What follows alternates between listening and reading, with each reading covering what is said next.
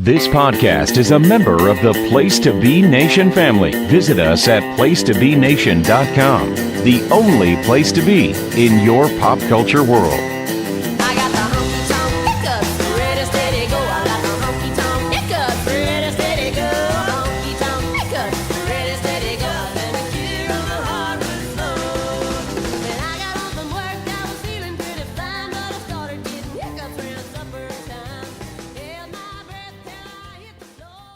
Howdy, this is the Row 1 Seat 1 podcast. You are here with Ben, better known as Boston Nuga.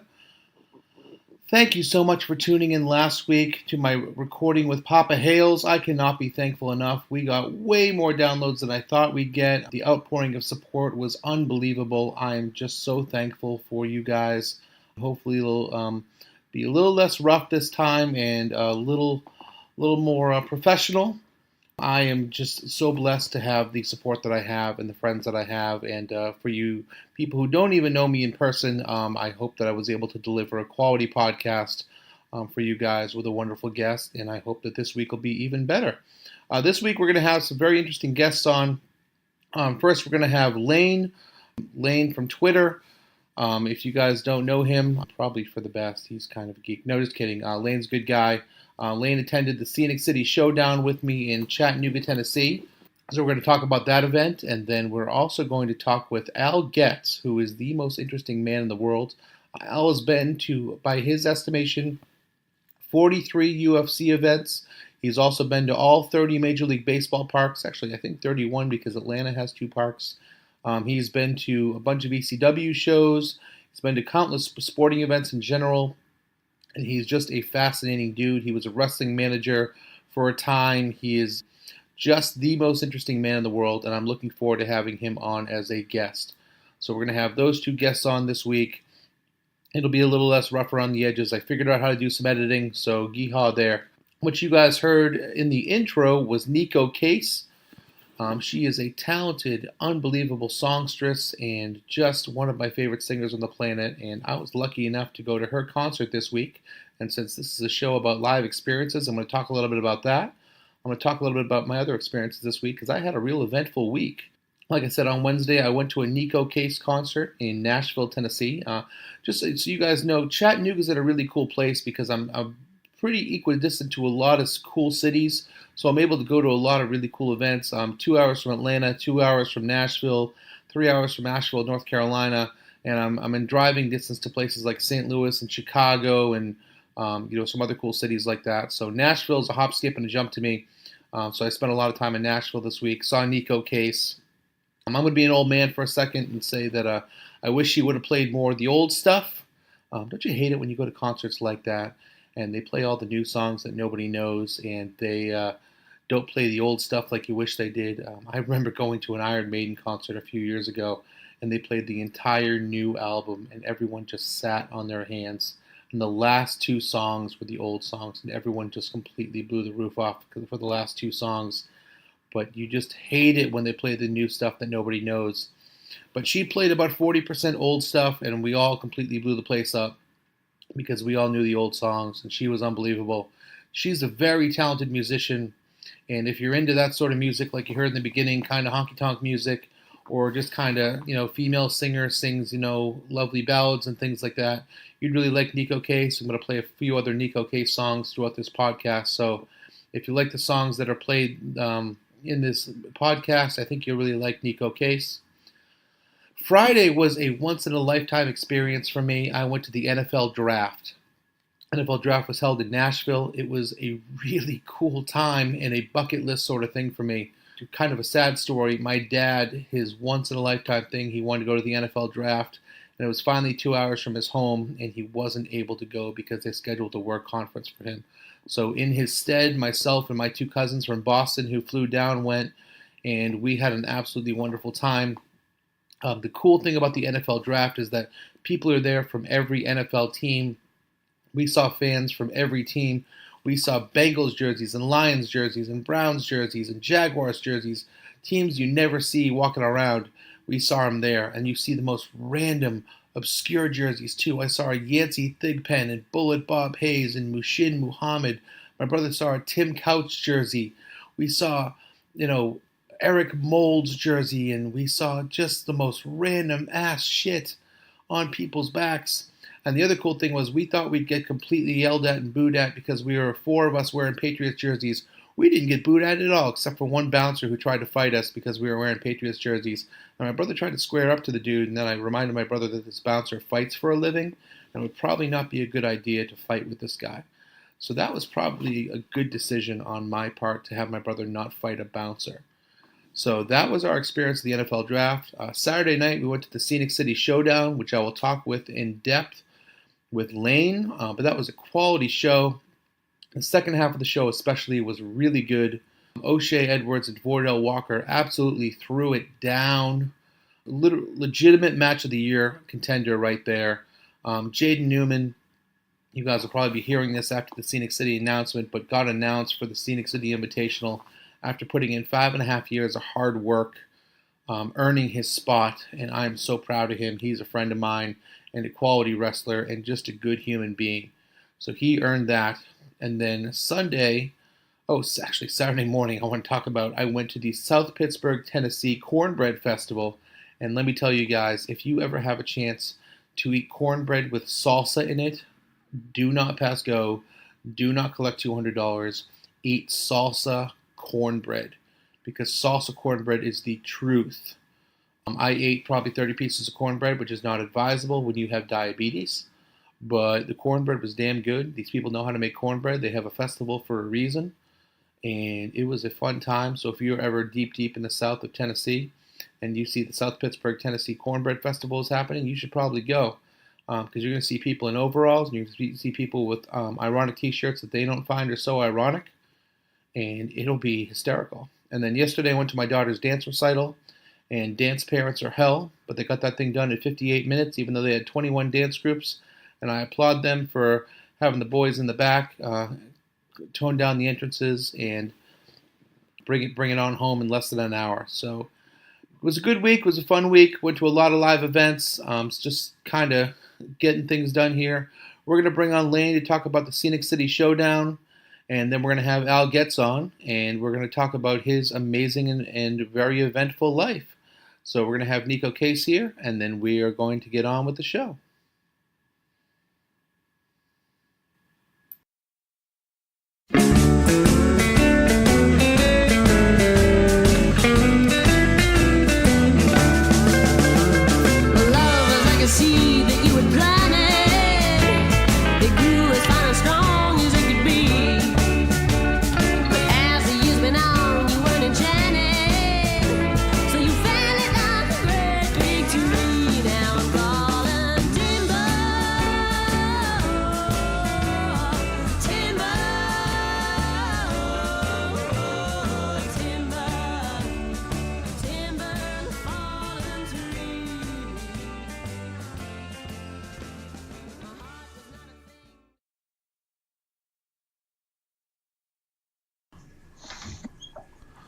I am here with Lane. We are talking about the Scenic City Showdown that happened just tonight.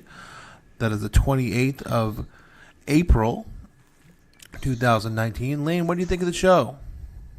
It was a really great show, especially that second half. Yeah, it was a very strong second half.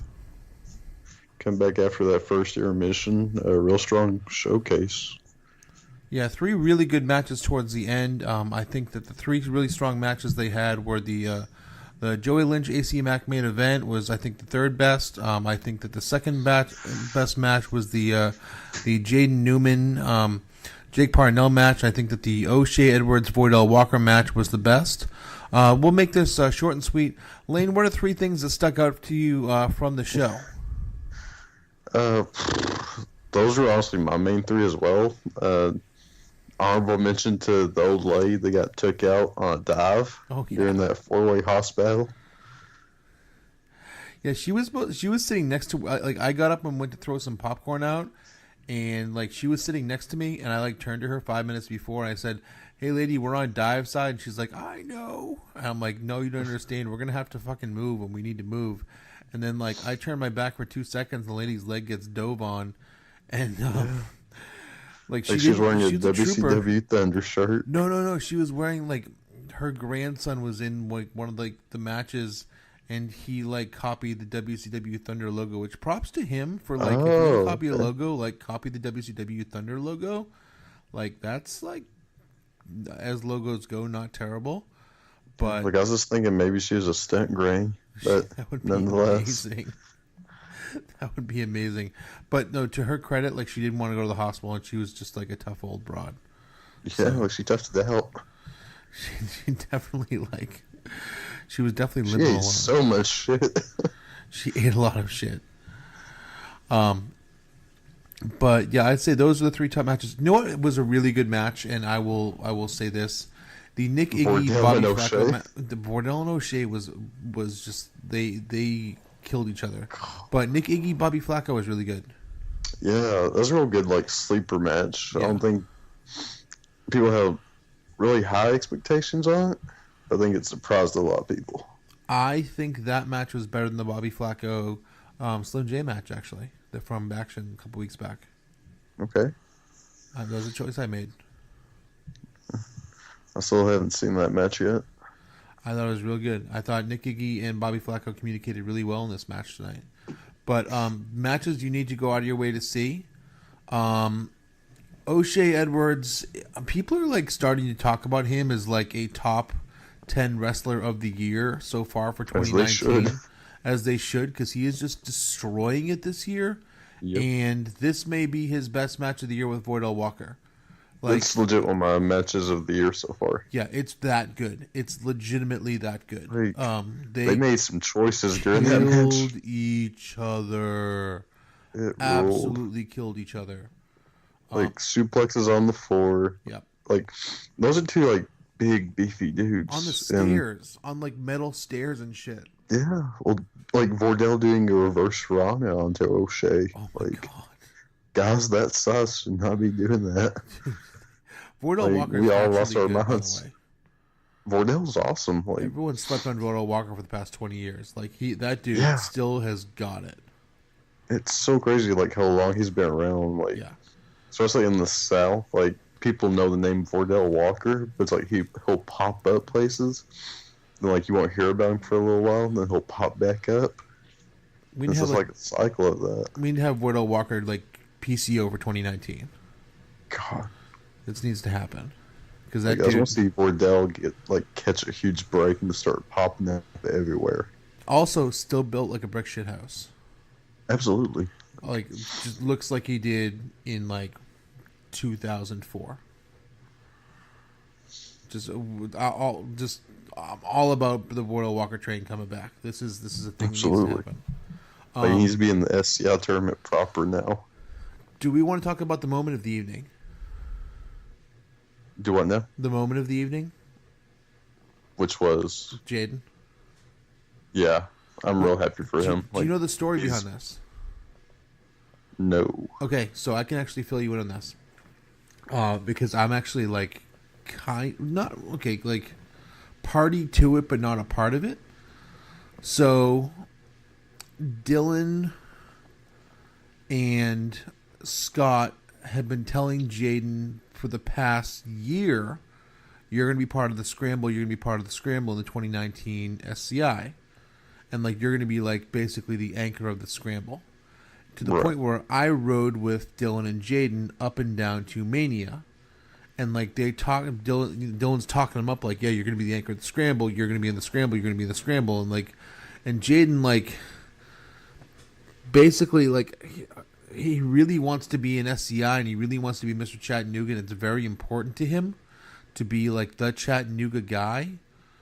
But he had reserved himself to the fact that like, okay, this is the year I'm gonna be in the scramble, but like next year I'm gonna work my way up to the SCI tournament. Like that's his goal, and he's very much a goal oriented person.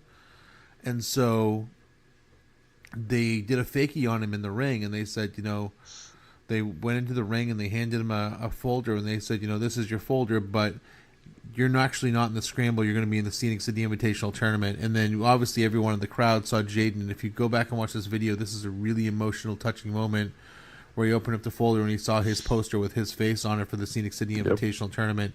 And like, there are a few things that mean more to to few people than being in the Scenic City Invitation Tournament means to Jaden Newman, who has busted his ass for 5.5 years as a professional wrestler to be in the tournament in his hometown. So Jaden Newman, no one has worked harder for a particular thing than Jaden Newman has worked to be in the Scenic City Invitational Wrestling Tournament. So like, and just he's had over the last year or two. Yeah, he's improved so much. Like, he's worked his ass off. And he's gotten so much better, and he deserves it. He like legitimately deserves it. He's like quickly becoming one of my favorite people to watch. Yeah. He died for our sins tonight. Oh yeah, like Kevin Parnell was an ass beater. Like Parnell is Parnell, so very heavy-handed, very strike heavy, and Jane took it like a man. Like his chest looks like hamburger meat, but it really did. He took it. But he came back in that match too, though. That was the thing. It wasn't just like a Parnell beatdown. No. It was half of it was a Parnell beatdown, but then Jaden came back and Jaden gave it right back to him. Yeah. Even like, I know you weren't there for it, but at sub, Jaden wrestled Craig Mitchell, and just like the attitude Jaden showed during that match, like just like pretty much being a straight smart ass to Craig. I love that he's finding that gear. Yeah, I think that's really cool. So that's great. Yeah, if O'Shea and Royal Walker didn't have like a legitimate, top 30 match of the year contender, like, then the fact they had that match in just Chattanooga, Tennessee, on a Saturday night in April. On a high school benefit show. School gym. High school gym. Just a full fucking PWG. Just do all the crazy shit that had to actually make sense. Like, my God. Just... God damn, God bless them both. I hope Ring of Honor knows what they're getting. I really do. I really hope they don't, like, mistreat our friend. Yeah. Because there's things that could be fucked up, and I hope, I hope they don't mistreat our friend O'Shea, because he deserves the world, man. Absolutely. Like, because he drove from Georgia to Maryland, had action, so he drove back from Maryland back to Georgia in Chattanooga. This crazy person. O'Shea's amazing, and he's got. I talk to people are getting better too. Like, every time I see him, he just adds 15 new things to his arsenal. Yeah, he's so good. If you haven't seen O'Shea Edwards, listening to this podcast, and you are not well familiar with the works of O'Shea Edwards, go see an O'Shea Edwards match, because that dude is going to be a star in 5 years. So, like, should be making millions of dollars. There's no reason why he's not making millions of dollars right now. He can talk his ass off. He has a great look. Like, he's great in the ring. He has all the tools. It's ridiculous. And he's also my favorite human who happens to be a wrestler. He's just a genuinely good human. Just a great dude. Yeah, he's great. So much fun to be around. Yeah. Just good show, quality show. I think we had a blast. Oh, absolutely. Just good times all around. If you are in Chattanooga, make it to a Scenic City show. Obviously, the next show that we're going to be going to in Chattanooga is the Scenic City Invitational. We'll be talking a lot more about that on the Row 1 Seat 1 podcast. We'll be having guests on who are in that, guests on who will be attending that. But Lane, I appreciate it, my friend. I'll be seeing you soon, I'm sure. And thanks for the review of the show. Thank you for having me. Thank you, sir.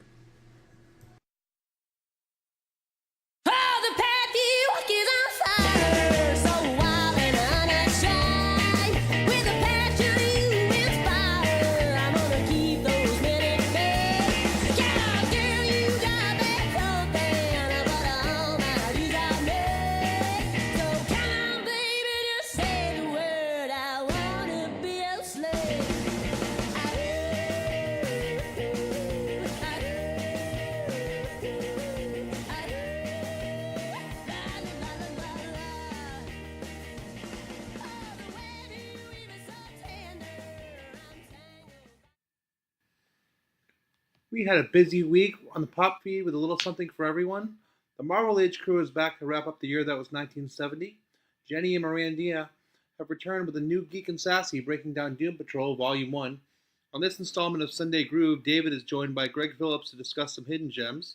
Andy Atherton brings in a host of luminaries for the newest Great Debate, looking at sports and pop culture as always. Kelly and Steve are in the house with the new Songs with Friends, talking some Lil Wayne and Dina Carter. Todd Weber brings us a pod blast to look at the premiere episode of Season 8 of Game of Thrones. The hard-traveling fanboys talk the power of Shazam in this month's Long Book Hunters. Andy was joined by Tim Capel to talk Ghostbusters in the 4th episode of Laugh-In Theater. Coming up at the end of May, the hard-traveling fanboys will be wrapping up their Hard Travelers for Hire series with a special giant-sized series of the podcast. Greg and Nick will be joined by past guests for a retrospective look back at the highs and lows of the Marvel Cinematic Universe, and they want your opinions. After you've seen Endgame, send in your full rankings of the MCU movies from 1 to 22 to nickd at placetobenation.com. The full composite rankings for Place to Be Nation will be revealed in the show, so get your ballots in to make your voice heard. Ballots are due May 16th. Over at the Place to Be Nation wrestling feed, Jeff Mikado is back in the classroom and headed towards WrestleMania 6 with the much-needed 17th episode of Jeff Learns Wrestling. JT and Chad are back in the War Zone and have moved from 1996, looking at Raw Nitro from January 1st. In the premiere episode of Row 1, Seat 1, Ben Zani, hey, that's me, welcomed the one and only Papa Meg Hales to talk about his lifetime of experiences in attending live wrestling shows. Greg Diener and Robert Silva popped in with a Place to Be Network special looking at some of their choices in the greatest wrestling, the GWWE Tag Team projects. And you don't know Billy Jack number 5, Drew introduces Jordan to the legendary Steamboat Savage WrestleMania Clash. Over at PlaceToBeNation.com, 8 members of the staff took part in our all-time pay-per-view draft. The posted piece includes full draft results, rosters, and strategy defenses from the drafters. Be sure to check it out and vote for your favorite draft. Check out our social media pages and message board at Bigelow34proboards.com with information on joining our GWWE pay-per-view and TV match ever project. Get in the conversation today and start researching your list.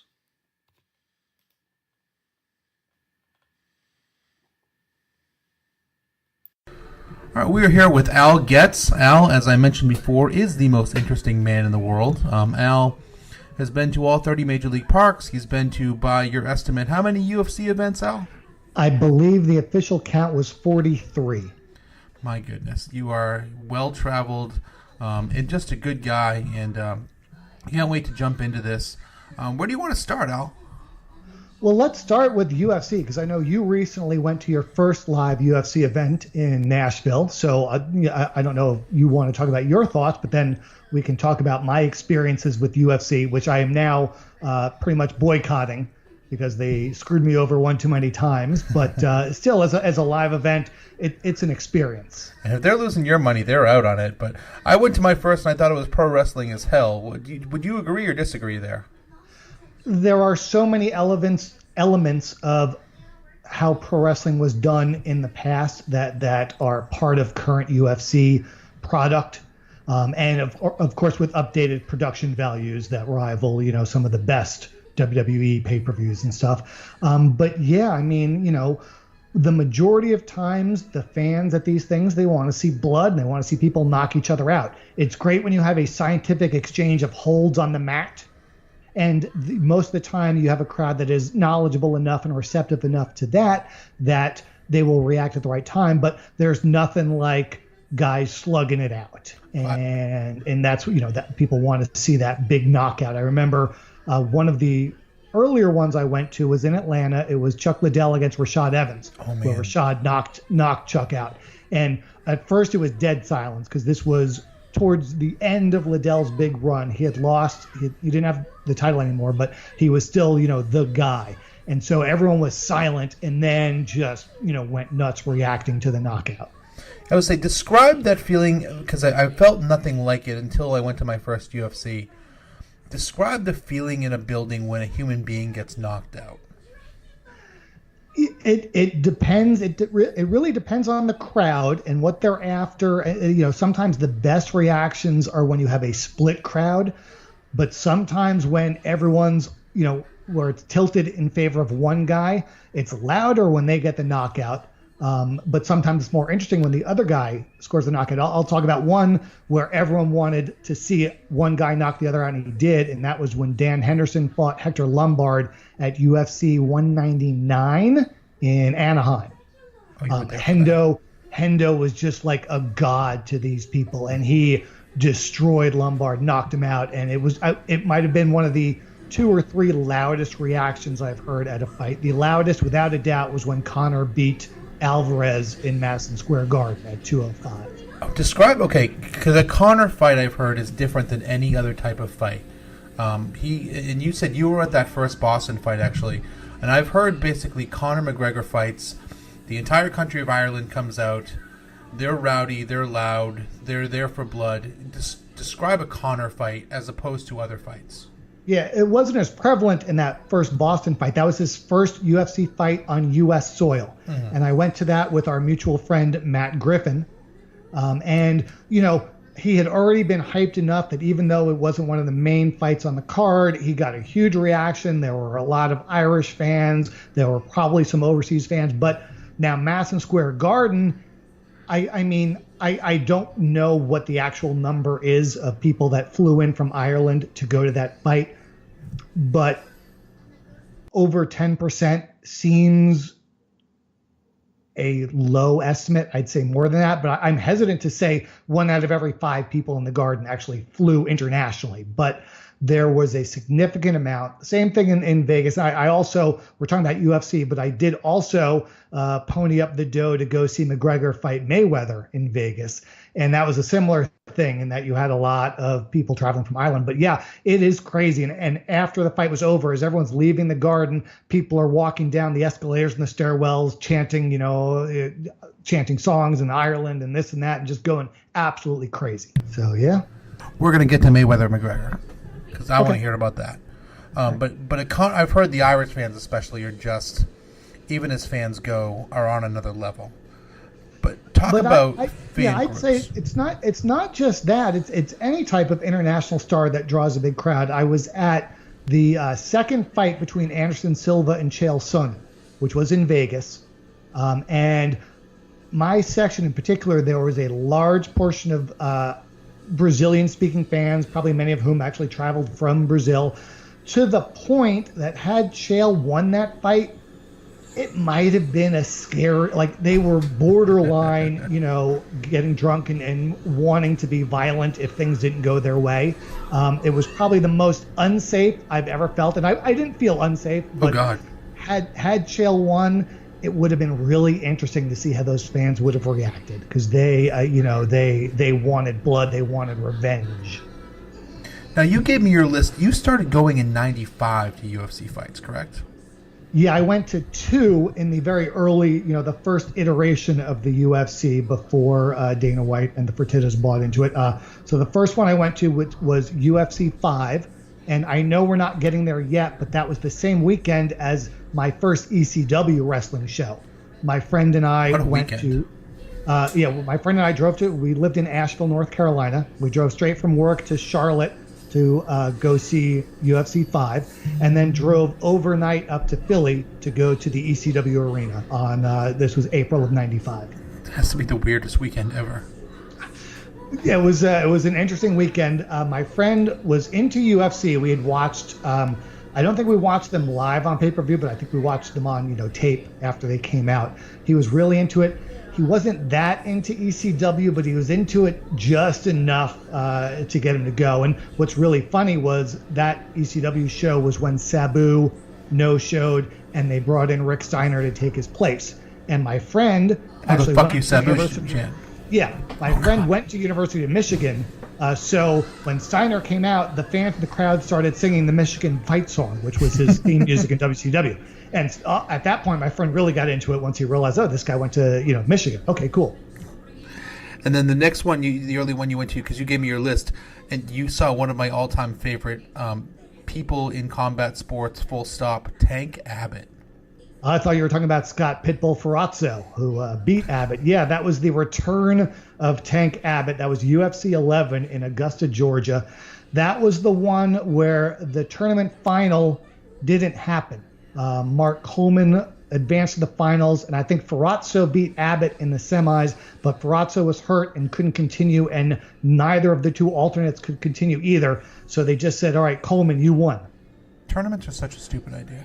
Well, at the time, it was a great marketing gimmick, marketing play. And another interesting note about UFC 11 that ties into wrestling was I was seated directly behind Mike Tenay. Oh, all right then. Was this when he was doing his Vegas radio show gimmick? Well, he was with WCW at this point. Probably had the hotline and stuff. I had just broken into wrestling as a manager, so I sort of. We had a little bit of things to talk about. I've also seen a Matt Riddle fight in UFC, and I once sat next to Tom Waller at a UFC fight. So there's a couple of pro wrestling crossovers. And, of course, I've seen Lesnar fight a few times as well. Kind of going down your list, your next few fights are Chuck Liddell fights. And Chuck was my dude for the longest time. Was he the initial everyman, would you say? Was he the next guy?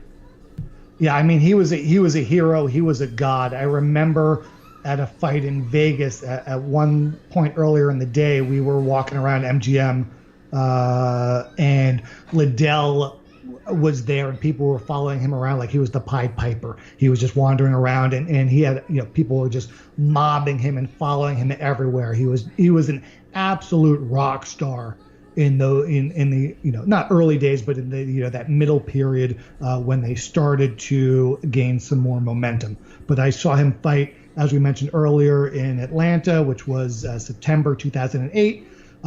The fight in Vegas was May 2007, where he fought Rampage Jackson. That fight was killer, and his Tito fights are what got me into UFC. Him and Tito, that rivalry got me into UFC, and millions upon millions of other people as well.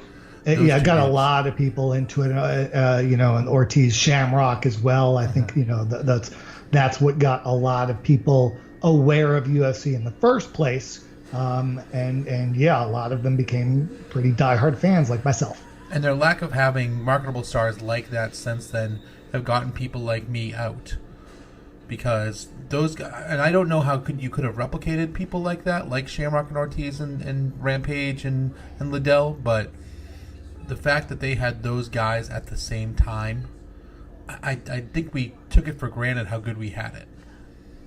Yeah, well, I think the marketable personality guys are always going to rise to the top. Granted, all of them were very talented, and the big draws today, McGregor, Rousey, Jones, or the big draws the last few years are talented as well. But back then, they had such a smaller pool of fighters to choose from, and now the UFC has so many more fighters under contract now that it's really hard for someone to stand out unless they're just really uber marketable and a good self-hype guy. That's fair. Going through here, you saw Lesnar Carwin and Lesnar Cain Velasquez. Talk about Brock Lesnar the fighter. Brock Lesnar, the fighter, was, again, one of those where you have a split audience, which is always good for reactions, because a good portion of the crowd were UFC loyalists, and they felt that pro wrestler Brock Lesnar was invading their turf and wanted nothing more than to see him get beat. But you also have a lot of people that, came over from wrestling, were probably wrestling fans that wouldn't have gone had it not been for Lesnar, or were familiar enough with his background as a wrestler in college to understand that he, while he did pro wrestling, he was at least legitimate. But yeah, there you have one of those sort of split crowd type deals. Not so much against Carwin. In that fight, that UFC was notable because one of the greatest comebacks I've ever seen was underneath that. That was Chris Lieben against Sexayama, where Lieben was losing, and Lieben, I think he had just fought like 3 weeks earlier and was a late sub for this fight, and he came in and he submitted Akiyama. That was just an amazing reversal, and because many UFC fans in the U.S. tend to cheer U.S.-based fighters over foreign fighters, it got a huge reaction. Nothing against Akiyama, but the fans would rather have seen the American win. Kind of going through here. Jones versus Rashad. Would you say that's the best rivalry of recent times? It was a big rivalry, and the fight was relatively anticlimactic. I just mean But between yeah. two fighters in general, like of two personalities still going at it between two You know, people. Dillashaw and Garbrandt and that whole thing probably was similar. It just got lost in the shuffle of a lot more noise, a lot more fights, a lot more fighters, and a lighter weight class. But it's actually very similar in nature to that. And you know, Jones, you know, even getting a shot at the title was set up. There was a great story. One of the ones you skipped was one I went to with Matt Griffin in Vegas, which was Anderson Silva against Vitor Belfort, which was the one where he did the Seagal crane kick deal. But what's noticeable was we were sitting in front of this guy who all through the undercard was drinking and getting loud and rowdy and wanted everyone to know that all he cared about was Anderson Silva. And as loud and annoying as he was through all the prelim fights, he kept saying, but man, once Silva comes out, I'm not going to shut up and I don't care what you all think. And sure enough, he lived up to that billing. He just would not shut up the whole time. He was super drunk by this point. His girlfriend was almost embarrassed. But he got the finish he wanted because his boy went over, and it's one of those, you take it with a grain of salt. We're all there to have fun. Was he annoying? Yes. Did he truly take away from my experience? Not enough to really, you know, turn around and say, hey, shut up. You know, sometimes you got to deal with drunk idiots at these things. You've seen GSP. GSP is a fighter. He's so well-rounded. I remember seeing him come up and just thinking there's nothing this guy can't do. Is in person, is he every bit as awe-inspiring as he seems on tape?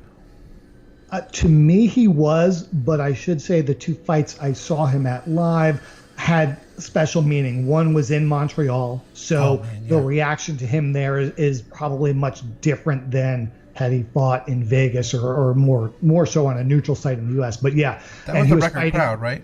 Yeah, I think so. And he was fighting Diaz. It was GSP against Diaz in Montreal. So the ultimate trash talker against, you know, the local legend, hero, god. So it was a great atmosphere, a great environment. And then UFC 217 in New York, where he came back to beat Bisping to win the title. Again, that was just, he got another rock star reaction because it was in New York. He had been gone for so long, and Bisping knew how to play the heel. You start to go a little more into 2013. The first name I see pop up here at the end of 2013 is Rousey.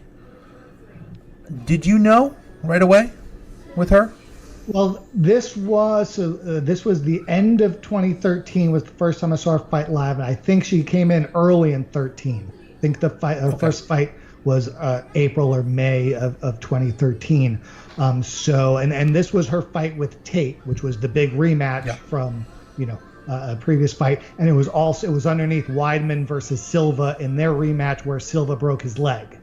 You were there at the leg break. Yeah, and one thing I'll tell you is you could hear the leg snap throughout the building. Well, I had very good seats; we could hear them from here. But also interesting is my friend and I were right on the front row on the lower level by where the fighters leave to go back to the dressing room after their fights.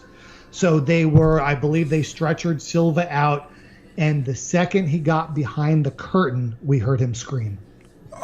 So he was keeping his game face on while he was in front of the crowd, but as soon as he got behind the curtain, we could hear him scream in agony. I mean, it was absolutely brutal. And Rousey, at that point, this was either her second or third title defense, and yeah, people were into it. People were all about her. As a matter of fact, I went out of my way to go to Rousey fights a few more times over the next year or so. Going from there, well, I'll just kind of ask here. You were supposed to go to UFC 194, but you broke your leg. Aldo versus McGregor. Speaking of breaking legs, that was Aldo McGregor, the 18-second fight. I had broke my leg 3 weeks before the fight. I was technically, the doctors cleared me to fly, but I was in severe pain. I couldn't move around. I had planned on going to this fight by myself. There was just no way I could do it. I was able to sell the ticket for a small loss, so I couldn't complain too badly about that. But yeah, and it's one of those things. Would I have been satisfied with an 18-second fight? Yes and no. I mean, it kind of sucks when you get that, but if the rest of the card is good and you get a cool thing that happened, which was McGregor winning the title, that's pretty cool. And if I'm missing any moments here that really stick out, like let me know that I'm, because I have the list here. If there's stuff that really stuck out as major moments in UFC history or major things that stuck out to you, let me know. I remember, I would always make a point to go to the the shows in Vegas in July, which was part of International Fight Week, and they usually amped up the lineup. I know in July of 2014, it was Rousey against Alexis Davis, but the main was Weidman against Machida, which was an amazing fight, one of the better fights I've seen live. So that was a really good one. I did this crazy thing in December of 2014 where I went to Vegas for UFC 181, which was Pettis versus Melendez and Hendricks versus Lawler. Then I went to visit my sister in LA for 4 or 5 days. Flew back to Vegas to catch the Ultimate Fighter finale, which was the women's strawweight tournament. Mm-hmm. So it was Esparza beating Rose Namajunas in the finals. And the very next day, they had a UFC on Fox fight in Phoenix. So I flew from Vegas to Phoenix the next morning. And basically the plane was a few fans like me and then all the referees and several UFC officials. I met McCarthy and Herb, Sean Shelby, I think Megan O'Leary. So there were a lot of UFC employees on that flight. Does people start to recognize you after a certain point going to so many shows? No, let's not get too carried away. There's one woman that works for the UFC recognized me, but that's only because at that women's strawweight finale, that was at a much smaller venue. That's the Pearl of the Palms, and I was sitting in the front row. And when I say front row, I mean past the barriers and guardrail. It literally was 6 feet from the cage. It seemed to be a section that was only for fighters or VIPs or like, whatever. But somehow, some way, I had a ticket to the fight. That was where I sat next to Tom Lawler. So one of the women employees who her job seemed to be handing the ring cards to the ring card girls because their jobs are so tough and important that they can't keep track of what round it is. So they have to have someone, give them the proper number. And I remember asking this woman, because I wanted a picture of myself holding up the ring card. And so I asked this woman, like, who's in charge of ridiculous requests from insane fans? And she goes, I'm pretty sure I am. So I asked her to take a picture of me holding up a ring card, and I did. The next night in Phoenix, she remembered me. And then many months later at a fight, she recognized me again. So you're a ring card girl. I was the one and only ring card boy in UFC ring history. Boy, yeah. that's a thing you can put on your resume. Like the one guy that works at Hooters, so Hooters can't get sued for discrimination. Going through the list here, Lesnar versus Hunt at UFC 200, Cormier versus Silva, Tate versus Nunes. That was a card. Well, yeah. Well, 200. That was the one that was supposed to be Cormier versus Jones, and this is the start of my the beginning of the end of my extreme fandom of UFC. I flew into Vegas, I believe it was Wednesday, and that afternoon or evening, I think, was when word got out that Jones was out of the fight. And I'm going to say this: they announced really, really quickly, less than 24-hour turnaround, that Anderson Silva took the fight. I've heard that he had sort of been on retainer. I don't know if that's the right term, but I hear that a lot of times fighters are paid to be on standby and in the fight location and ready to go. But yeah, within 24 hours, they announced that Anderson Silva was there to take John Jones's place. So it's a nice substitution. And Lesnar Hunt, underneath there was it was Edgar Aldo, Dillashaw, Dillashaw, Sunsao. There were a couple of good fights and rematches underneath the card, and it was a monumental fight because it was the 200th, and it was the first one, I think, in the new T-Mobile Arena in Vegas. Might have been the second one there. So you said you started to fall off. Some people had already kind of fallen off by this point because it started to feel watered down. But you still went to a lot of them after this. Yeah, but prior to this point, there had been a number of times where I bought tickets for a fight and the main event fell through. I know one of them, the main event ended up being Rampage against Matt Hamill. It was supposed to be Frankie Edgar against Gray Maynard, but one of them got hurt. A couple of times in Vegas, I bought tickets to see GSP versus Diaz, and I think on 2 occasions that fight got pulled as well. And the other interesting thing, I would buy my tickets for the UFC pre-sale, which was, you have to join their fight club or whatever. And every time there would be a replacement, it seemed like tickets would go on sale. And then later that day is when they would announce, oh, this guy's hurt and the fight has been changed. It happened one too many times to be a coincidence. So they really do pull the rug out. Yeah, or they wait until a certain number are sold and then they say. But usually when the main event is changed, I'm offered a refund. And I know, and that's what happened at the last event I was supposed to go to in December of last year, which wasn't because a fight was changed, but it was because the location was changed. Yeah, let's talk about that for a second, because is that the end for you? I will probably, it will take a lot to get me to make travel plans to go to a UFC fight. There was a fight recently here in Atlanta. I didn't go. If it's in my backyard, certainly, You didn't come with me to Nashville. And I didn't, that's planning a trip. That was UFC 232, Jones and Gustafson. Explain what happened, because some people aren't totally up to speed on what happened here. So Jones had a previous suspension for failing a drug test. And his drug test for this fight came back with very small amounts of, I forget the exact drug, but the drug that he had been suspended for in the first place. And let's not forget, this is also a guy that was involved in a hit and run with a woman in his car that was not his wife. And then a couple of years later was involved in a hit and run where he fled the scene. And there was drugs in the car, wasn't there? No, I think the issue was he fled because he probably was under the influence of something. Okay. But he came back, and instead of checking on the pregnant woman that he hit, he grabbed a bag of cash that was still in his car and then ran away again. And he's failed many drug tests, right? He's failed a couple, and he failed one for cocaine, even though they're not supposed to test for cocaine, which sucks for him, but at the same time gives you some, window into the type of person he is. Yeah. So this fight came up in his drug test.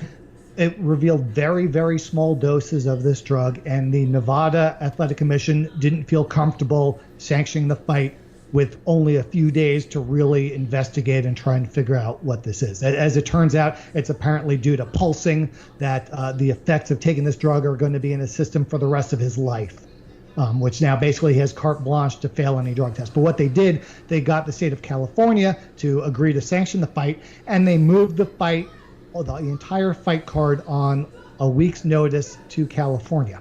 Now, I have heard, first off, they issued me a full refund for my fight ticket. And I've heard that fans that reached out to the UFC in many, maybe even all cases, took care of travel arrangements to get fans from Vegas to LA to watch the fight.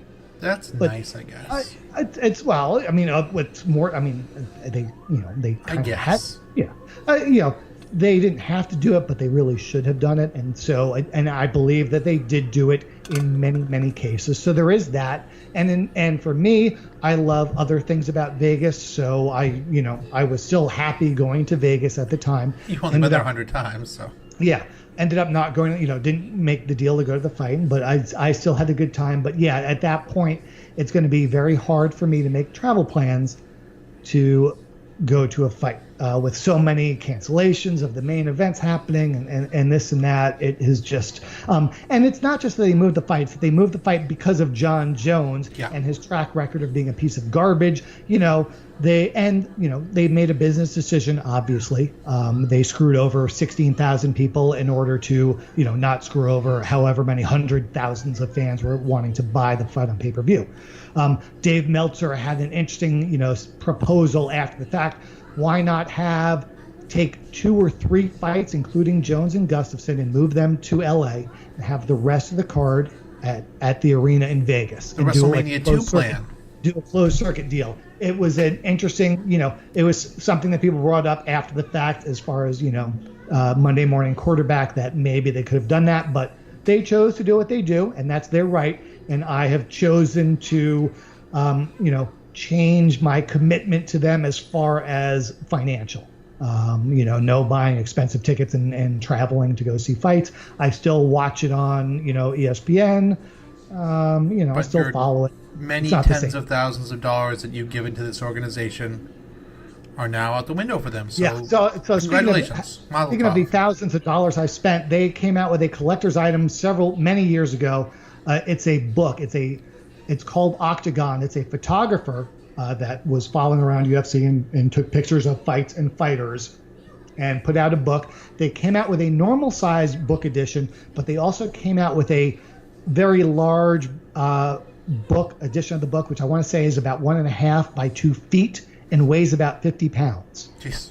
It's a very limited edition, and like a schmuck, I bought one. But not only did I buy one, when the UFC, this was a few months before the UFC came to Atlanta, I sent in a blind email to UFC, got forwarded to the director of fan relations or fan experience, a lovely woman by the name of Rachel Sutton, told her, I have this book, I'm going to the fight in Atlanta. If I can get the book to the arena the day before the fight during the weigh-ins, can we get it signed by fighters? And she said, absolutely. So I brought a dolly, I schlepped this book downstairs, to get to the entrance of Phillips Arena in Atlanta. Security had a field day, made me, open up the book and, look to see that I didn't have a bomb in it. But they brought it to the back.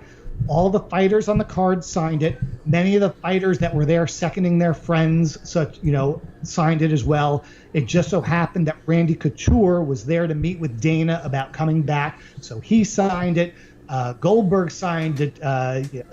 Buffer signed it. We got Dana White to sign it, but I had a specific request for Dana. I wanted him to sign it. Nice fucking book, Dana White, and he did. So I have It's already it was already a very limited edition, and it's now one of a kind because it is signed by a virtual who's who of the UFC in 2008. It's amazing. It's absolutely amazing. So that's your UFC experience, but if you had just been a man who'd gone to UFC, that would be one thing, but you also have the experience of going to, what was the count, 35, 36, 37 Major League Baseball stadiums, including all 30 current Major League Baseball stadiums? Yeah, I've been to all current ones, plus a few previous iterations or previous stadiums. I think 34 or 35 is about right. What prompted you to go on this quest? It started in 2014. So you did it really quickly, right? Well, the idea wasn't to do them all. In 2014, for whatever reason, I got the itch to take a long road trip, and I wanted to go to a bunch of different baseball games in different stadiums. And the area with the highest concentration within reasonable driving distance is sort of the upper Midwest. So I did this ridiculous thing where I made a spreadsheet of all the teams in that area and when their home games were, and found the optimal times where I could route it and sort of go in a big circle, starting in Cincinnati, going all the way up to Chicago and then Cleveland and Pittsburgh and back down to Indianapolis, to Cincinnati. And it turned out the optimal time to do this was in early September. And so I had everything set. I was all ready to pull the trigger. And then I realized that while I'm on the trip, this is opening weekend for the NFL too. So I did a little more looking, and I found that I could go to a Sunday game and a Monday game the first 2 weekends, in addition to hitting all these baseball stadiums. I did have to reroute it somewhat. And at one point I double tracked significantly, going from Chicago to Detroit and then back to Chicago.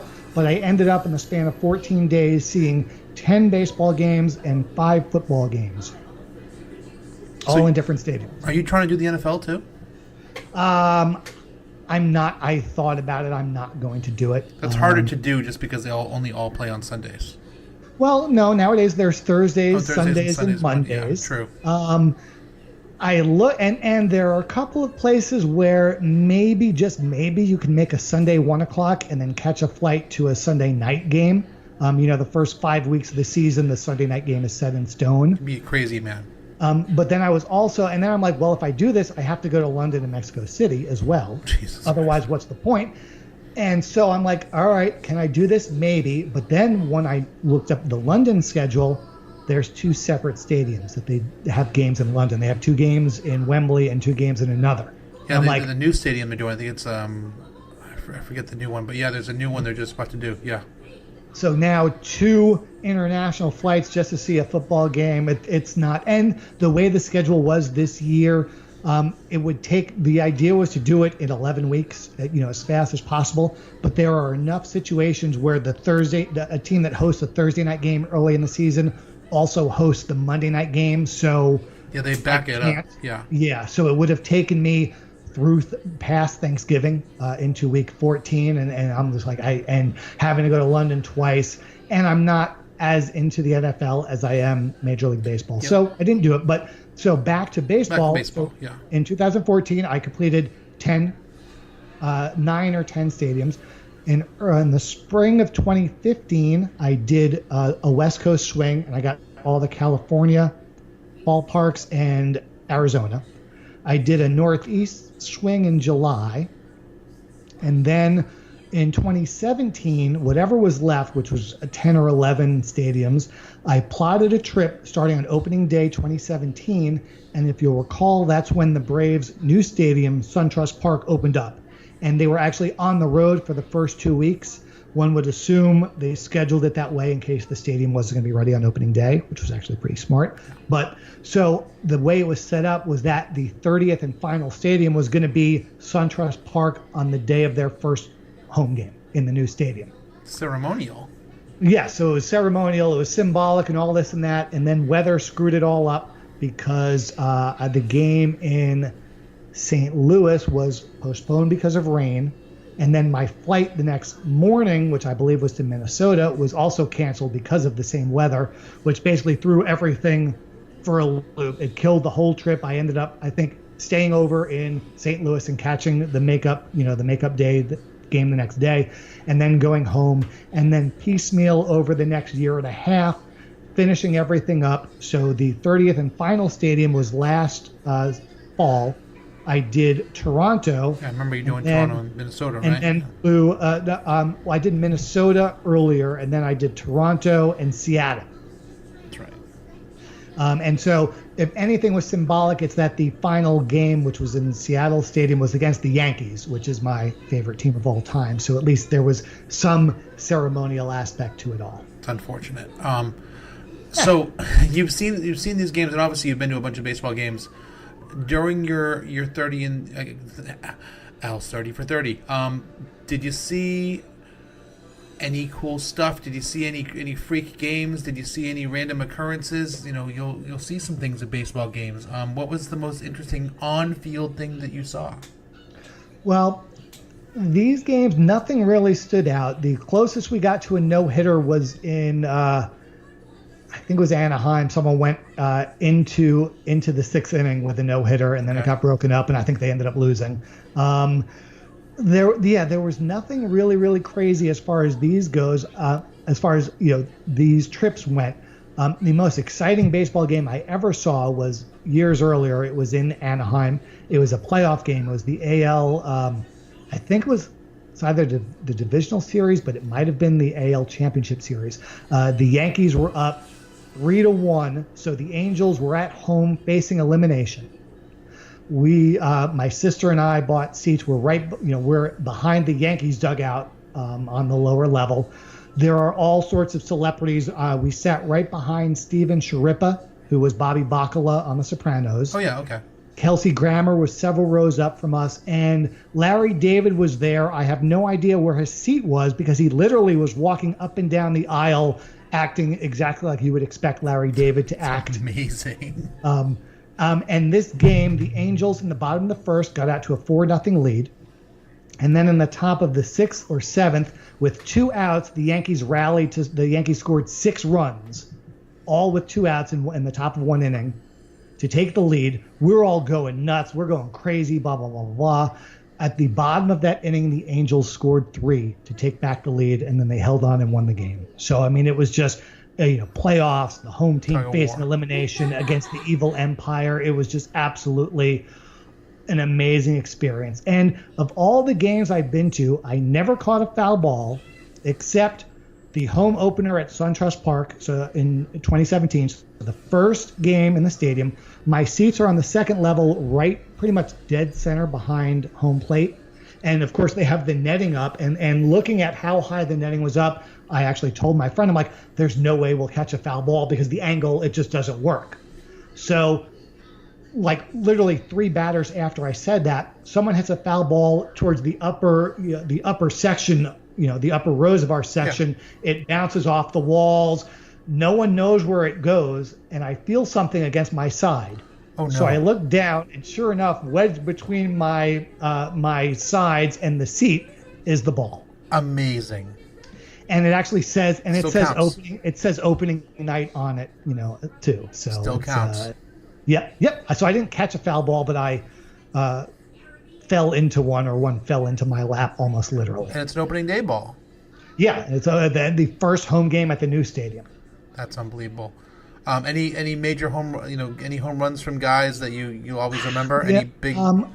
Not during this trip, but prior to that, I went with my brother-in-law to Yankee Stadium when A-Rod was at 599 home runs. Oh, cool. So every time he's at bat, everyone has their camera phone out and clicking. He didn't hit a home run that day, but it was really, really cool. Other than that, nothing really stands out. I love baseball to death. Most of the games are relatively uneventful. I will say I've been a Brave season ticket holder the last 3 years since they moved to the new stadium, because it's a mile from where I live. And they've been really good at making late comebacks. This is true. The last year and a half. So that's been it's been very exciting to see them down, 7-3, and rewarding us for sticking it out till the end by coming back and winning. And you get to watch Albies and Acuna for the next 10 years, and that's going to be a treat. On the cheap. Yeah, on the cheap, too, which is pretty amazing. Yeah, they've got, they always said rebuilding, and it wasn't supposed to happen this quickly, but it apparently has. So now, one thing I want to talk about going to 30 Major League Baseball stadiums is stadium food. What is some of the weirdest stuff you've eaten, and what is some of the best stuff you've eaten? For a while, I was looking to find the most ridiculous thing they would have. At Turner Field, they had the Burgerizza, which is a burger where the instead of bread, it's the patties are 2 personal-sized pepperoni pizzas. Sounds disgusting. Go on. In, I think it was Milwaukee, they had a hot dog stuffed inside of a bratwurst, wrapped in bacon, stuffed inside of something else. I would actually go for that. And it was delicious. You've known me for a few years. I go up and down weight wise, and I've had issues in the past being overweight. So I try not to get too crazy. Pretty much every stadium I go to, I'll have a dog and a Coke, just because that's the thing to do. Well, who has the best dog? Because everyone swears they have the best dog.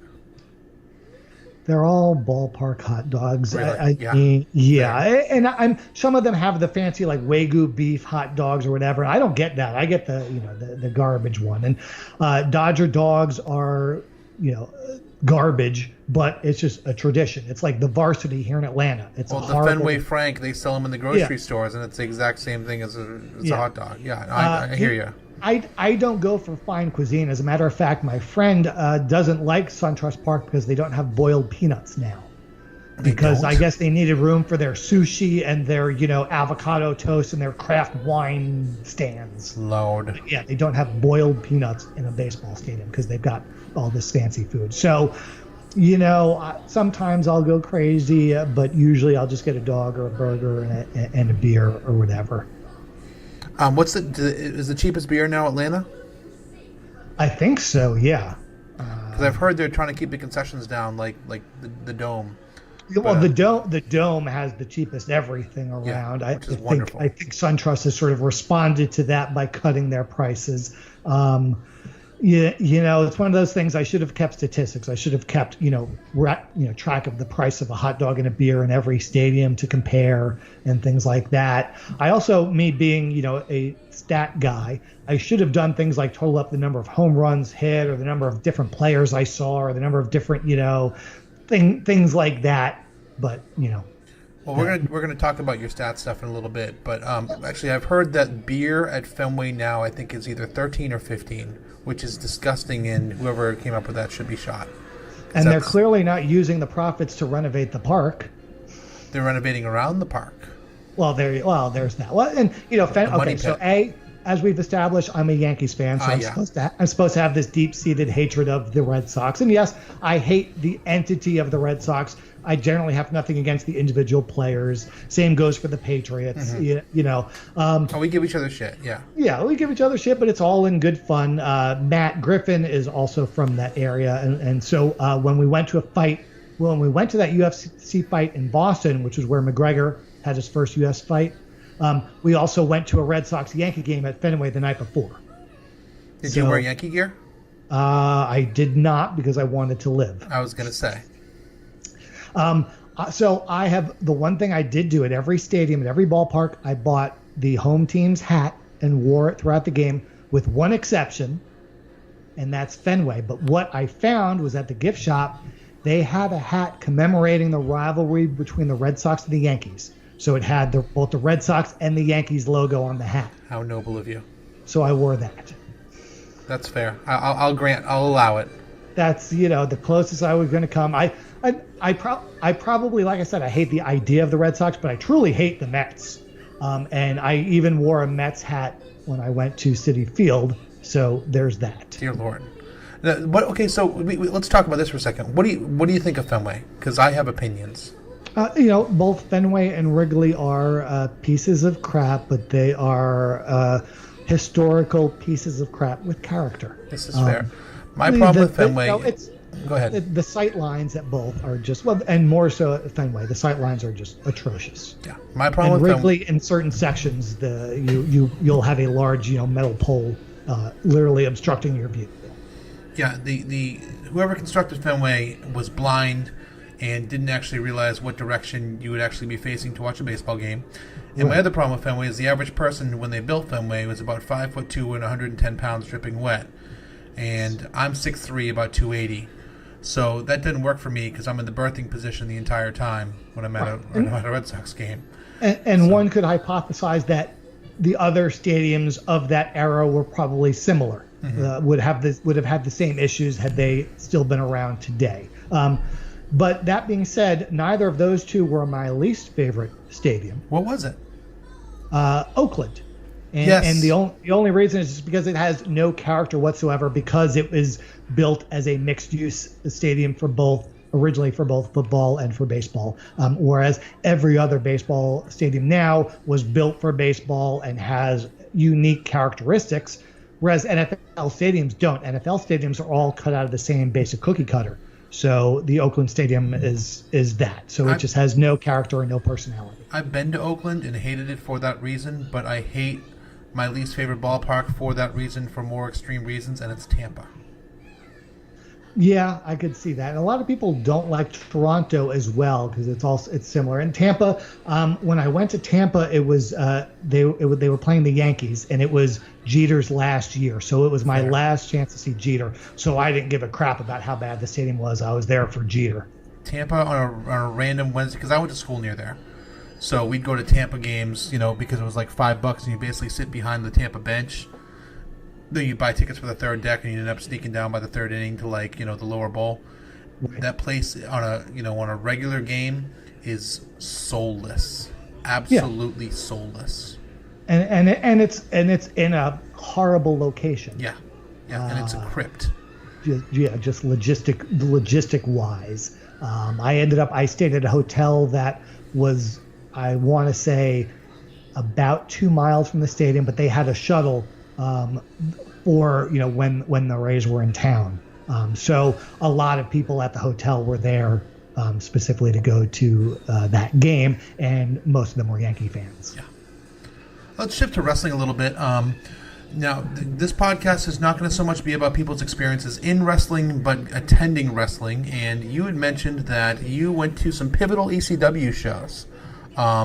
You mentioned the Sabu show, but you were at another pivotal ECW show as well. Yeah, well, there were 3 that stood out to me of the 7 or 8 that I went to. The first was the F Sabu show.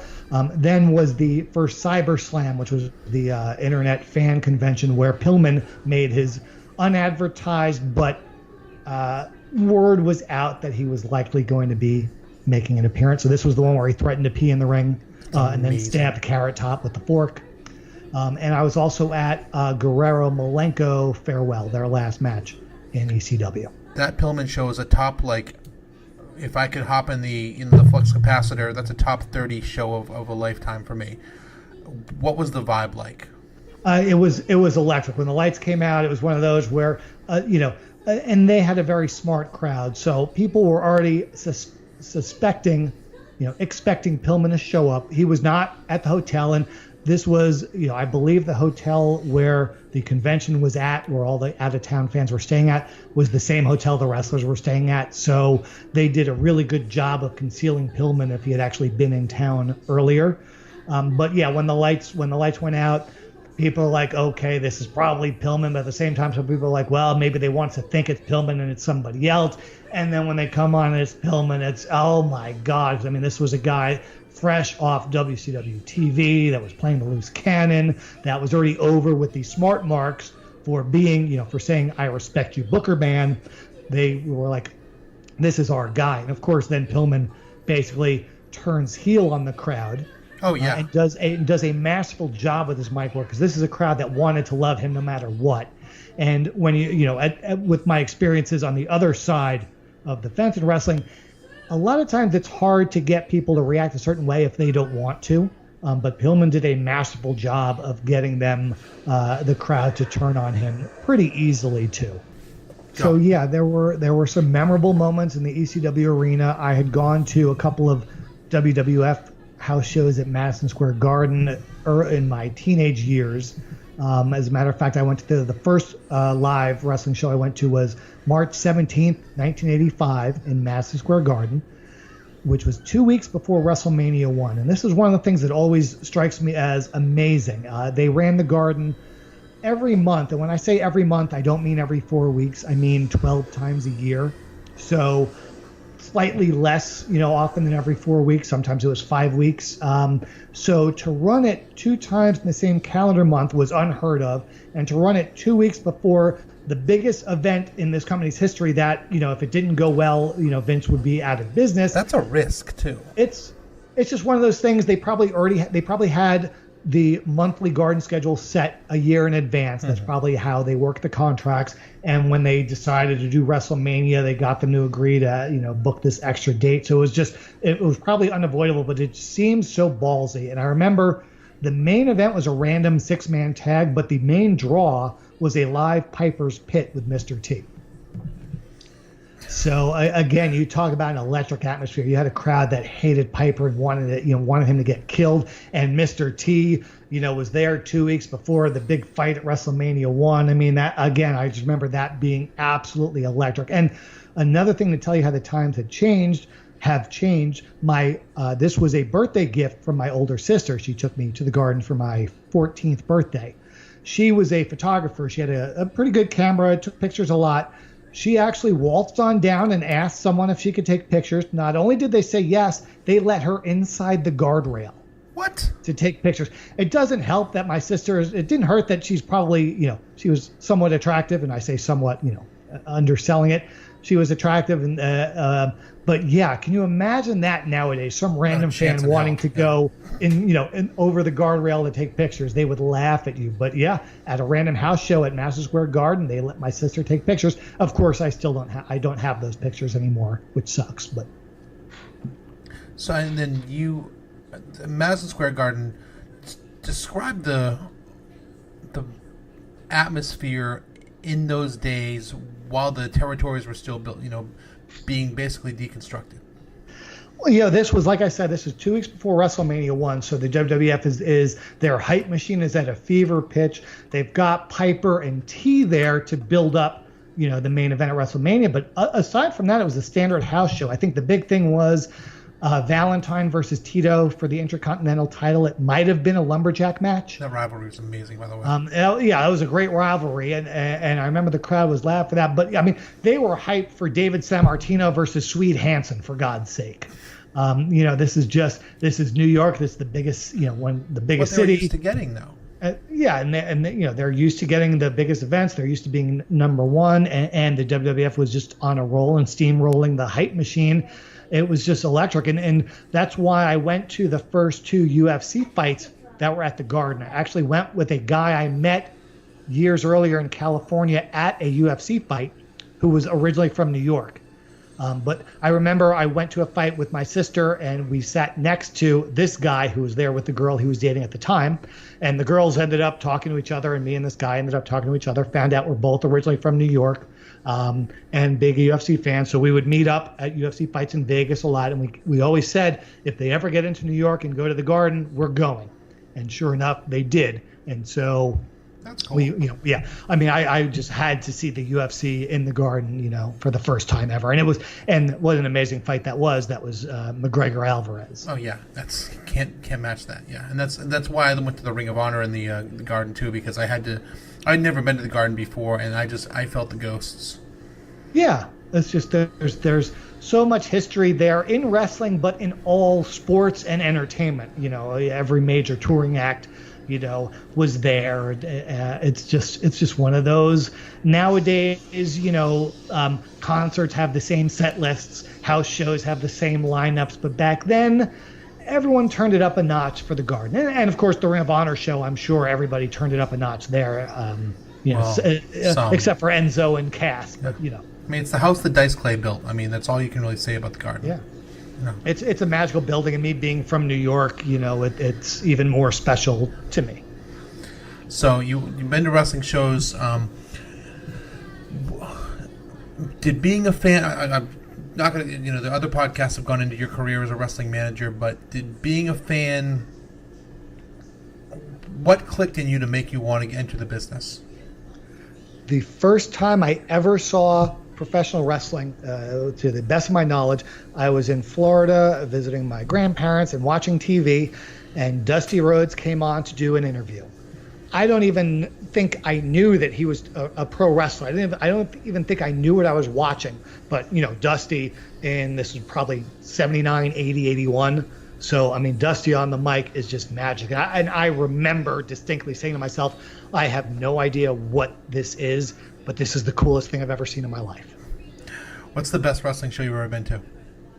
Best wrestling show I've ever been to? I'd say the ECW, probably I'd say that first three-way dance, because you had Steiner coming in to sub for Sabu. You had Paulie whipping the crowd into a frenzy with the fuck Sabu. Plus you had, I think, didn't Scorpio beat Guerrero for the TV title on that? I think that was that show as well. I'm cursed with a terrible memory. Yeah. It was just, again, it was just one of those. Paulie did an incredible job because he came out at the beginning of the show to do his speech. And he had the crowd eating out of the palm of his hand. He had everyone whipped up into a frenzy. And I'd say that's the most enjoyment I've had at a live wrestling event. I also went to WrestleMania 30. I was there as well. Most fun I've ever had my pants on. Yeah, and I wasn't planning on being there. I'd actually been in Biloxi all week playing poker, and I was not doing well. And when that happens, I usually just cut myself off, because when you're down, you tend to make stupid moves. You tend to act stupidly playing poker because you feel you have to make up what you've lost. So I usually just shut it down at that point. So I was like, all right, I'm here for another 2 days. Is there anything else to do this weekend in Biloxi or nearby? Sure enough, there's WrestleMania. It's an hour away. I've got a rental car. I found a seat on the floor that was going for just above face value. So I just snatched it up, and that was amazing, because you've got the streak being broken and you've got Daniel Bryan winning. Yeah, I found something below face value that like a week before too, and it was fate. It was unbelievable. And luckily for you, it was a legitimate ticket as well. Hey, you know, first time for everything. So, talk to me about it. You were a manager for 12 years plus 1 year, kind of stuck on the end there. Yeah, I managed for professional wrestling on the independents, first as the Duke of New York and then as Al Getz from August 95 to June or so of 2007. Thought I retired and then came back in 2015 for another return, which ended in November when I broke my leg, as was previously mentioned.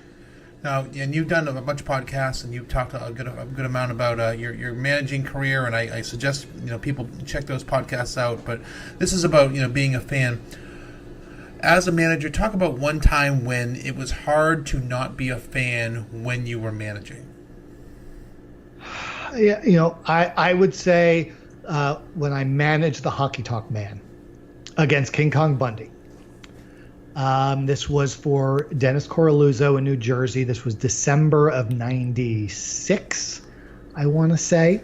I drove up with Steve Carino. We were both booked on a show the next night for AJ Sparks and Dave Prazak. It was a big indie tournament, but I got booked the night before for Coraluzzo. And I remember we got there late, but like literally as soon as we got in, Dennis was storming around going, where's Al? Where's Al? Where's Al? I'm like, I'm right here. I've been here the whole time. What are you talking about? So he's like, come here. And he introduces me to the Hockey Talk Man. Basically, the deal was they needed, they wanted someone to take the bump to lead into the finish. Okay. So I managed Hockey Talk Man. And I remember we came out first and the Hockey Talk Man's music is playing. And then he grabs the mic and wants to sing his song. And while he's singing his entrance music, I'm standing on the apron singing along with it because I just forgot. Maybe I thought I was doing it under my breath, but on the videotape, it's clear that I'm just singing along with him. Most of the time I'm able to separate my fandom, from the job at hand.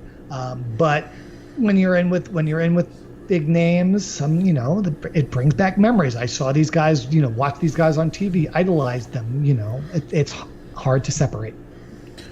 And to kind of wrap up a little bit here, now you are doing the fans an absolute service. Talk about charting the territories and the service you are bringing to fans.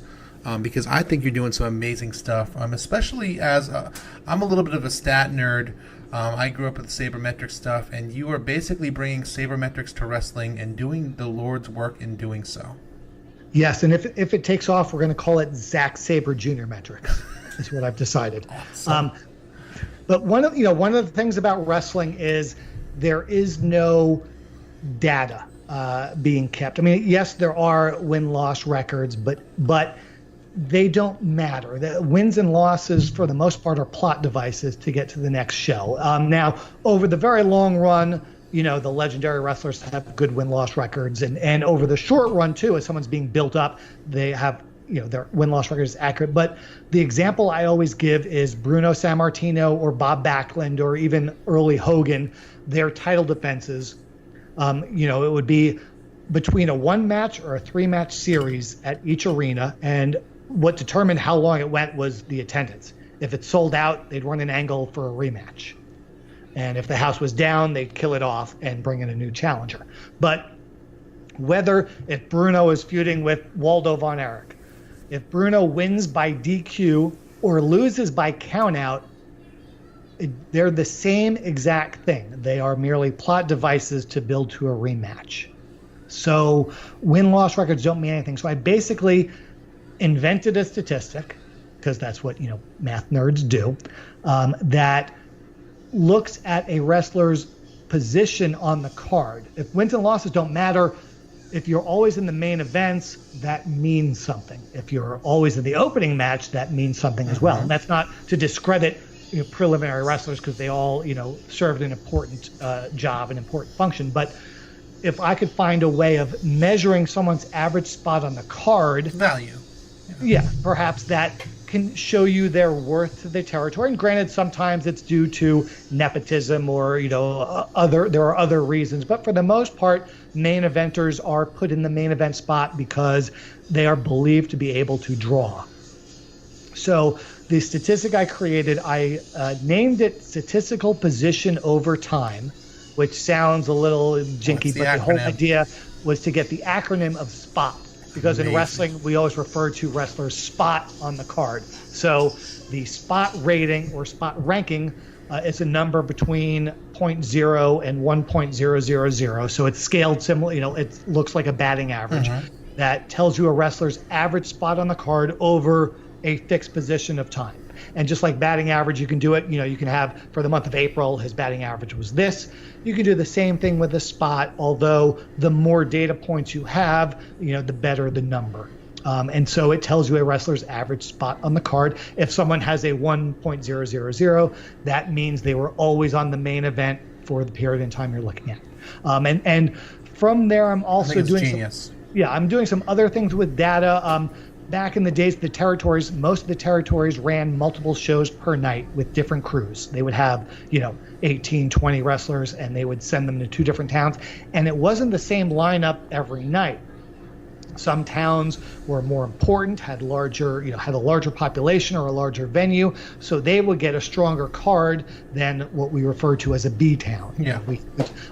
So I've used the spot data to now come up with a way of ranking the towns to see, who's in the main event in a specific town, and like, over a like period park weighted factors, basically. Yes. Yeah. Yes. Yes. Arena weighted factors might be a way to look at that. So what I'm doing for now, I'm focusing on the Leroy McGurk and later Bill Watts territory, commonly known as Mid-South or Tri-State, which actually was only known as Championship Wrestling for most of its time. But we're going from 1966, I'm going to follow it all the way up through 1986, which was when Bill Watts went national and renamed it the UWF. And tell people the extent that you're going for this. Tell people where you've been the last week.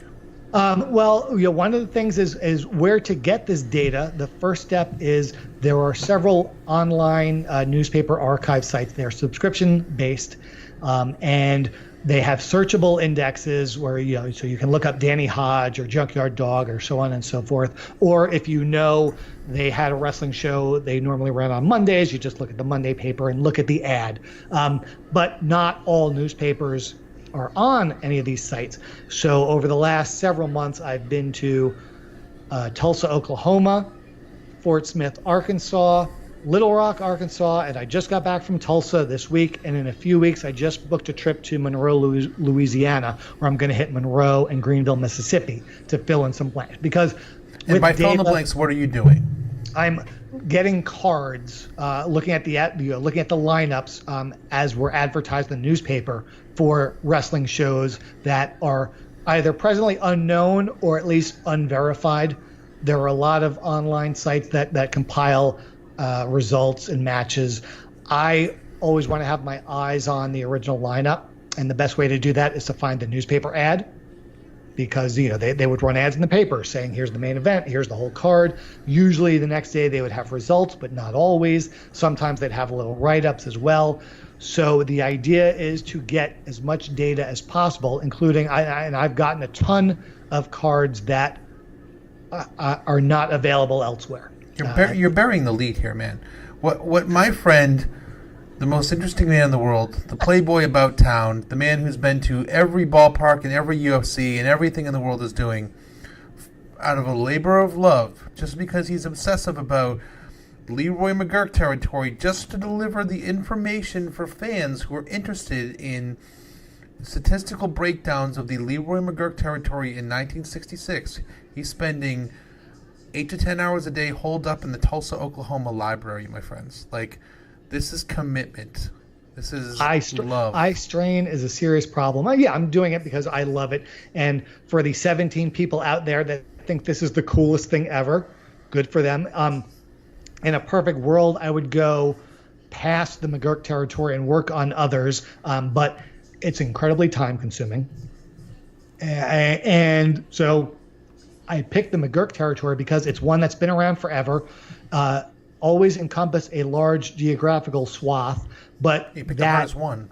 but that also changed over time. They expanded into Louisiana and Mississippi, and then over time, as we talked about weighting the towns, there was a distinct change in the strength of towns. It seemed the Louisiana and Mississippi towns were drawing better, and Oklahoma, Arkansas, and Missouri were not. And it'd be interesting to really drill down and see if it was a chicken or an egg, whether the Louisiana and Mississippi towns drew better because Bill Watts got better talent booked down there, or because they started to draw better, they would bring the better talent down there. So it's one of those things.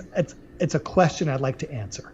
You're a maniac. I love you. I am a maniac. And it's also a territory that, aside from the Mid-South years, there's not a lot out there. And it's a territory that, almost everyone went through. And it's interesting because it has its up periods and it has its down periods talent-wise. There are times when there's a really weak roster as far as historical names that we all know and love, and there are times when it's just stacked with talent. So it's just something that will be really interesting to trace over time. And I'm starting in 1966 because Terry Funk debuted in December of 1965 as a rookie in wrestling, period. So that's as good a starting point as any. But also, as far as name recognition to your average wrestling fan that knows a lot about history, anything before 1966, a lot of the mid-card and underneath guys, there's very little, acknowledgement of them. There's just not as much name recognition, whereas going from 66 forward, you have Terry Funk as a rookie, you have Jack Briscoe as a rookie. From that point on, you've got lots of guys that everyone knows. So, and I'm starting in 1966 because I sort of want to hone these methods and formulas that I'm using and see if they work and make sense to then maybe roll it out on a wider scale, both, chronologically and then also geographically, expand it to other territories as well. But it's chartingtheterritories.com. It's a horribly ugly, outdated formatted blog, but it's a blog. You can also find me on Twitter at algetzwrestling.com. That's Getz with a Z. So Al, Getz Wrestling is my Twitter handle. Al, it's been an absolute pleasure. I love you to death. You are just a fascinating human being, and it's been just a joy having you on the show. I root hard for your adventures in Tulsa and your adventures in wrestling and life in general. You're a friend. You're a gentleman, and I've loved having you on. I really appreciate it, and this is 2 weeks now in a row we've talked about Terry Funk as a teenage wrestler, so we're off to a pretty good start. Thank you for coming on, my friend. Terry Funk is the man. Yeah, thank you, and we'll see you next time at the when we're at an arena together. Which one of us gets row 1, seat 1, though? No, the answer is Papa Hales, actually. Papa Hales, he's already got that locked down. All right, so I'm row 1, seat 2. Yes. And you're row 1, seat 3. I'm wherever my daughter gets to go, I sit next to her, so yes. Fair. Well, thanks for having me, and I appreciate it. Al, it's been a pleasure and an honor. Talk to you soon, my friend. All right.